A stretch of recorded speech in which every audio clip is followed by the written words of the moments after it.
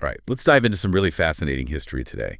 The First Sino-Japanese War, 1894. Yeah. Most people have heard of Japan's rise as a major power, but Right. this war is where it really gets going, and where the so-called sleeping lion of China gets a very rude awakening. It does.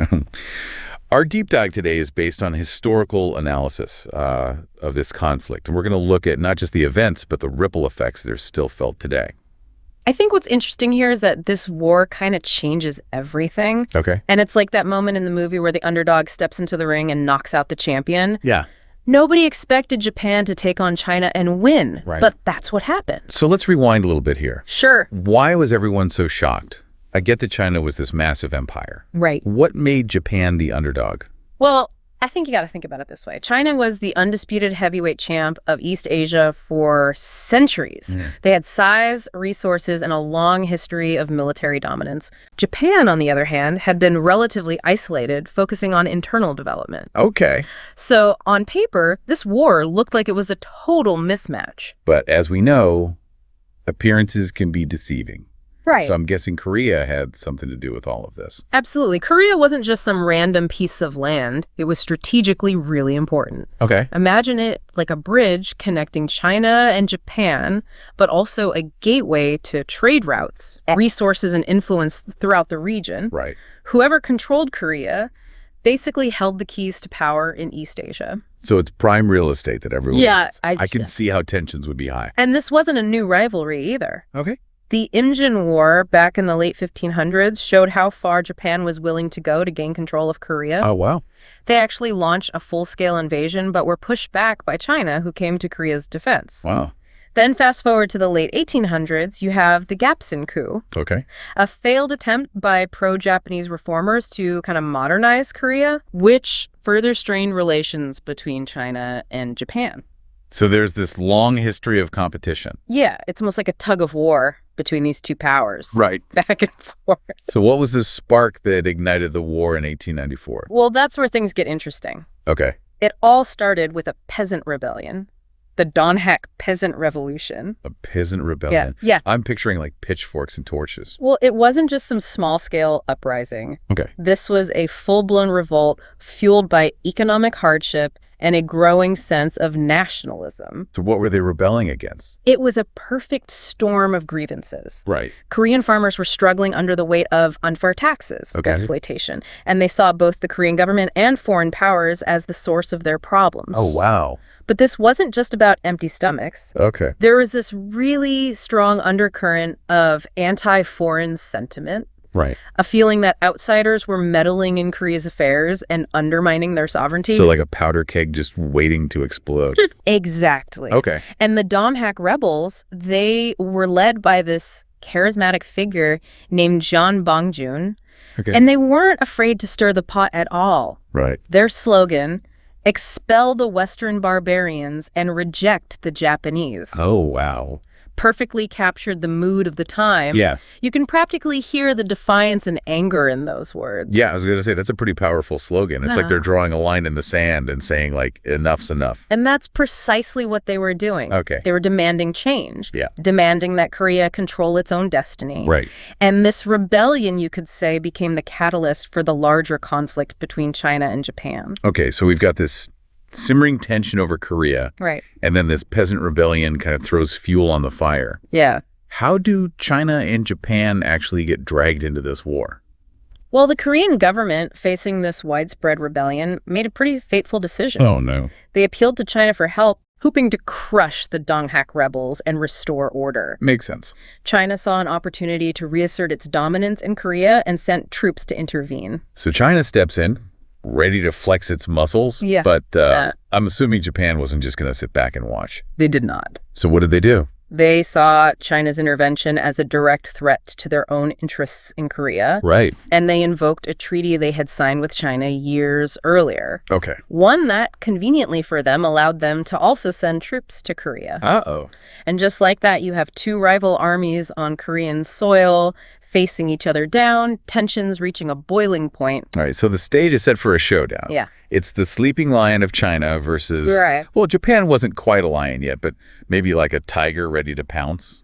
I like that analogy. Okay. Everyone, including China, assumed that they would easily crush Japan. Right. After all, they had the size, the resources, and this aura of invincibility. They were the big guy on campus? Right. But what they didn't realize was that Japan had been quietly undergoing a major transformation. And this is where the sleeping lion metaphor gets really interesting. Right. Because it turns out the lion's a little rusty. Yeah. And the tiger's been sharpening its claws. Exactly. Japan, under the Meiji Restoration, had been rapidly modernizing its military. Wow. Adopting Western technology and training, and instilling this fierce sense of national unity. Okay. They were basically a lean, mean fighting machine ready to prove themselves on the world stage. So it's like a classic case of don't underestimate your opponent? Right.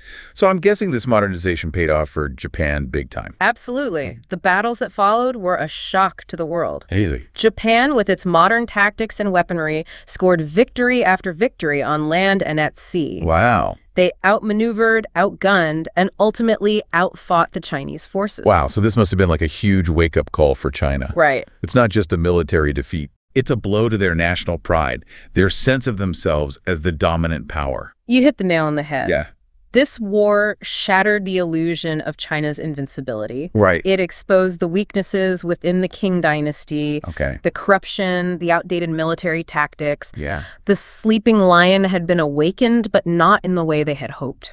So the war ends. Yeah. Japan's standing there triumphant. China's been humbled. Right. What happens next? Well, there's a treaty involved. Okay, there's always a treaty. This treaty would have far-reaching consequences. Okay. It was called the Treaty of Shimonoseki. Shimonoseki, okay. And it basically formalized Japan's victory and solidified their new status as a major player in East Asia. So let's break this treaty down a little bit. Sure. What were the key terms? What did it mean for China and Japan going forward? Well, for China, this treaty was a bitter pill to swallow. I bet. First of all, they were forced to recognize Korea's independence, in quotes, which in reality meant giving Japan a free hand to exert its influence over the peninsula. So not only did they lose the war, Right. they also lost their grip on Korea. Right. This territory they'd considered part of their sphere of influence for centuries. Exactly. And it gets worse. Oh, no. The treaty forced China to cede important territories to Japan, Like what? including Taiwan, Oh, wow. the Pescadores Islands, Okay. and the Liaodong Peninsula, which was strategically located close to Beijing. Oh, wow. Talk about adding insult to injury. Right.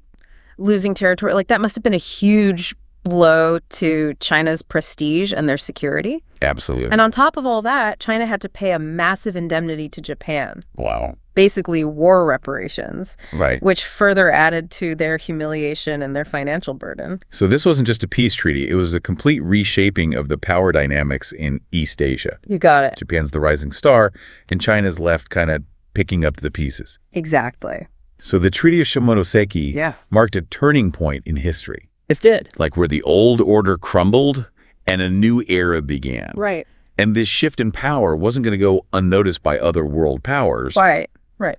especially the ones with their own interests in the region. Right. Exactly. So what was the reaction from like Russia, Britain, and France? That's a great question. Did they just sit back and watch as Japan asserted its dominance? Well, that leads us to a very fascinating twist in the tale. Good. You see, while Japan had achieved this really decisive victory, they weren't entirely free to just dictate terms. Oh, what do you mean? Did somebody try to put the brakes on Japan's newfound power? They did. Really? It was called the Triple Intervention. Triple intervention, okay. Russia felt very threatened by Japan's gains, Okay. particularly the acquisition of the Liaodong Peninsula, Right.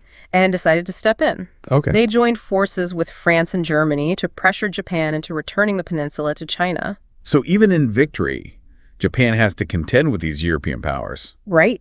Seems like everyone was vying for a piece of the pie in East Asia. Exactly. And the Triple Intervention really exposed this complex web of international relations at play. Right. It highlighted the rivalries, the shifting alliances, and that constant struggle for power and influence in the region. So what about China? Yeah. I mean, after such a humiliating defeat, I imagine they were reeling. Oh, yeah. What was the fallout for them? Well, the defeat in the Sino-Japanese War was a devastating blow to China, Right. both materially and psychologically. Right. It shattered this illusion of China as the, sleeping lion of East Asia. Right. And it exposed the deep-seated problems within the Qing dynasty and their military. So more than just a loss of territory and resources, it's a loss of face, a loss of prestige on the world stage. And the sense of weakness and vulnerability wasn't going to go unnoticed by other world powers. Right. In fact, the aftermath of the Sino-Japanese War triggered what historians often refer to as the scramble for China. Scramble for China, that sounds ominous. Were other countries literally like lining up to take a bite out of China? Pretty much. Wow. Imagine a wounded lion surrounded by a pack of hungry wolves. Okay.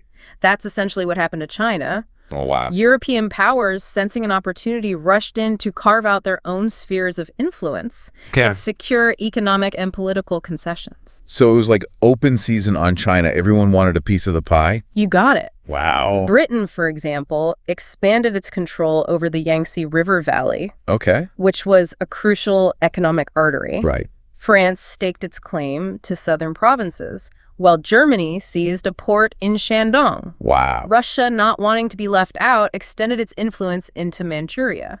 It's hard to keep track of everyone grabbing a piece here. Right. What about the United States? Yeah. Where were they in all of this?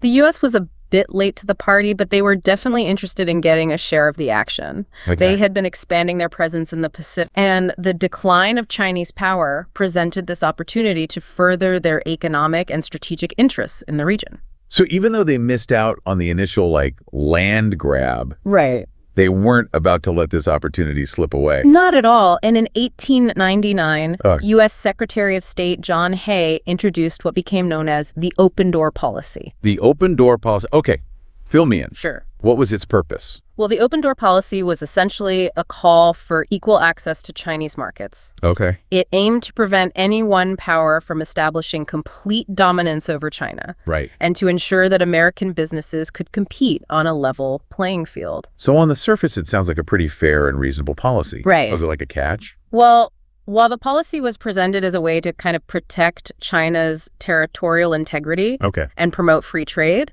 it also served American interests Of course. by guaranteeing them a stake in the Chinese market. It's a little self-serving, You could say that. disguised as a benevolent gesture. Yeah. And ironically, the open door policy, while aiming to prevent conflict, Right. actually contributed to further instability and competition in the region. Wow. So it's almost like a policy meant to promote peace has the opposite effect. Yeah, it's a reminder that even the most well-intentioned actions can have these unintended consequences. Right. Especially when you have multiple powerful nations all vying for control and influence. Yeah, this is starting to sound very familiar even today, right?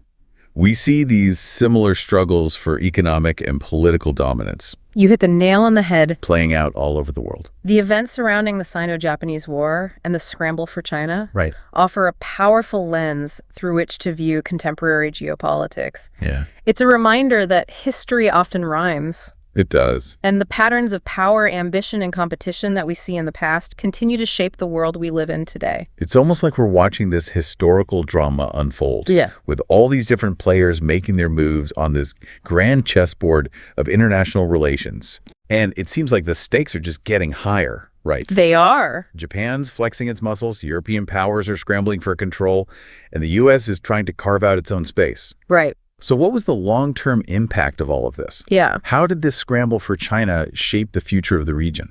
The scramble for China had profound and long-lasting consequences. Okay. For China itself, it marked a period of humiliation and decline. Right. You have foreign powers chipping away at its sovereignty and economic control. Right. And the Qing dynasty, already weakened by internal problems, struggled to resist these external pressures. So China's caught in a vice, getting squeezed from all sides by these foreign powers. Exactly. And this feeling of being exploited and dominated by outsiders Yeah. really fueled a growing sense of nationalism among the Chinese people. Right. And it planted the seeds for future revolutions and uprisings aimed at reclaiming China's independence and restoring its national pride.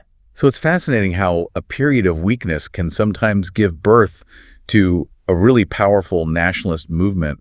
Yeah, it's like a phoenix rising from the ashes. Yeah. And that's precisely what we see happening in China in the decades that follow the Sino-Japanese War. Right. This sense of national humiliation and this desire to expel foreign influence becomes a driving force for political and social change. So can we draw like a direct line from this scramble for China to the rise of Chinese nationalism and the eventual overthrow of the Qing dynasty? Absolutely. The events of the late 19th century created the conditions for the revolutions that would transform China in the 20th century. Wow. And it's a powerful reminder that history isn't just a collection of isolated events. Right. It's a continuous flow with each event shaping the course of those that follow. So let's zoom back in on Japan for a minute. Sure.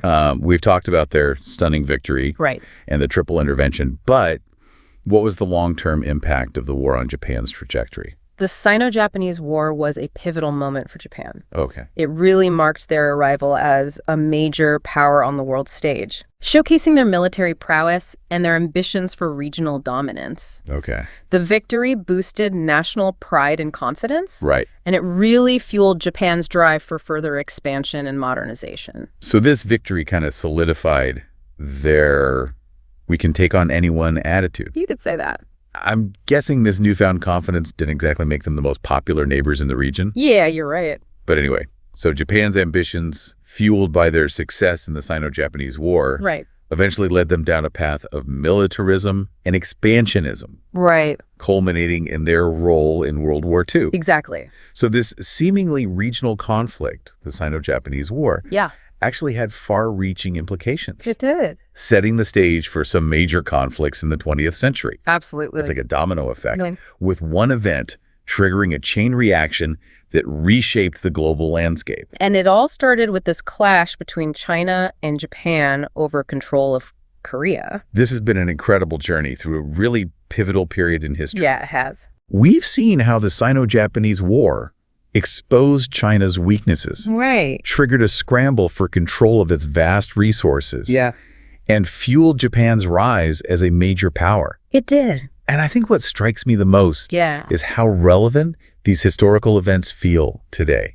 Like the struggle for influence, the competition for resources, the rise and fall of empires, it's all still playing out on the world stage. Absolutely. History might not repeat itself exactly, but it certainly rhymes. It does. And by understanding these patterns from the past, we can gain a deeper understanding of the challenges and opportunities that we face in the present. I'm already thinking about how this all connects to current events. It's all connected. It's like you said earlier, history is a continuous flow. It is. And we're all part of that flow, whether we realize it or not. That's right. Yeah, it's like we've stepped back in time and witnessed firsthand how this one event, the Sino-Japanese War, set the stage for this whole new era in East Asia. A totally new era. It's remarkable how this period, the late 19th century, was a time of such dramatic transformation. It's like the world was on the cusp of something big. Yeah. The old empires were crumbling, new powers were emerging, and technology was changing everything. Right.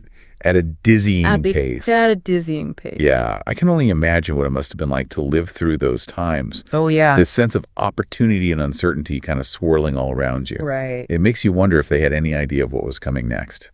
Right. Like, did they have any inkling of the seismic shifts that were about to occur? Yeah. Yeah. So as we wrap up our deep dive into this pivotal moment in history, what are some of the most important things our listeners should take away from all of this? I think one of the most striking lessons is the danger of complacency. Okay. You know, China went into this conflict with this air of superiority. Right, they were the big dog. Almost as if they expected to just swat Japan aside like a pesky fly. Right. But they underestimated their opponent's determination. And their ability to adapt and modernize. And that was their downfall. Yeah. It's a reminder that no nation, no matter how powerful, can afford to rest on its laurels. Okay. You know, the world is constantly changing. Right. And those who fail to keep up will inevitably fall behind. So always be learning, always be growing. Exactly. That's the lesson. I think another key takeaway is that even seemingly isolated regional conflicts can have these far-reaching global consequences. That's a butterfly effect. Exactly. The Sino-Japanese War might have started as a dispute over Korea. Right. But it triggered this chain reaction Yeah. that transformed the balance of power in East Asia and ultimately contributed to the outbreak of World War II. Wow. So much stemmed from this one event. It's a powerful illustration of how interconnected the world really is. Yeah. You know, we often think of history as a series of separate events. Right. It's like a timeline. But in reality, it's more like a tapestry with all the threads woven together. I like that. Everything's connected. So as we reflect on the legacy of the Sino-Japanese War Yeah. and the scramble for China, Right. what lessons can we apply to the world today? I think one of the most important lessons is the need for diplomacy and cooperation. Okay. We've seen how unchecked ambition and this pursuit of power can lead to conflict and instability. Right.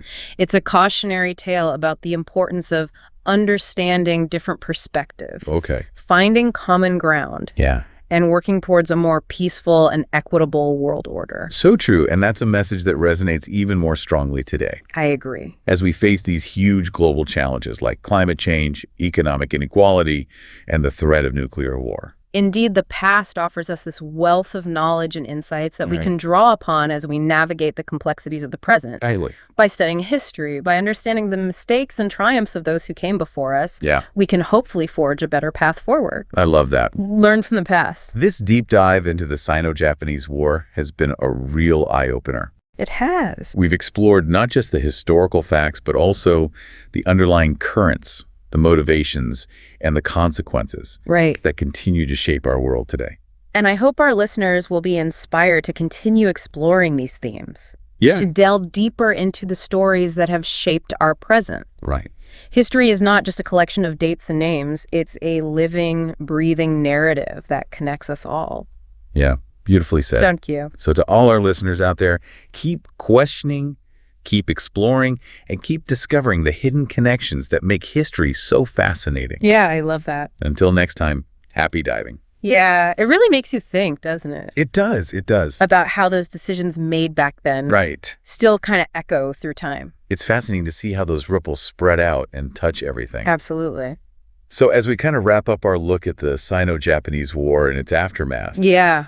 I'm curious, from your perspective, what are some of the biggest takeaways? Like, what should our listeners really remember about this conflict? Well, one thing that really stands out to me is how this war shattered the existing power dynamics in East Asia.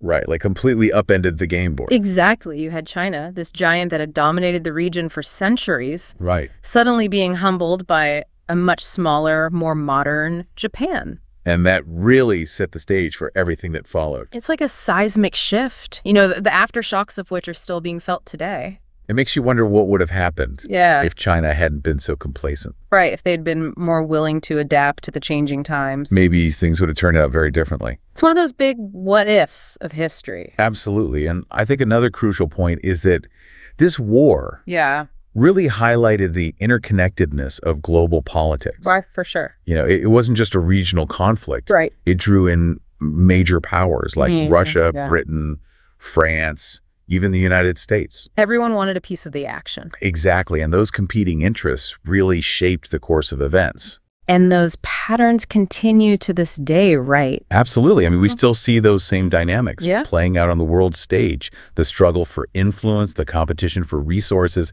It's a never-ending story. And I think that's why studying history is so important. Yeah. Because it gives us this context, this understanding of how we got to where we are today.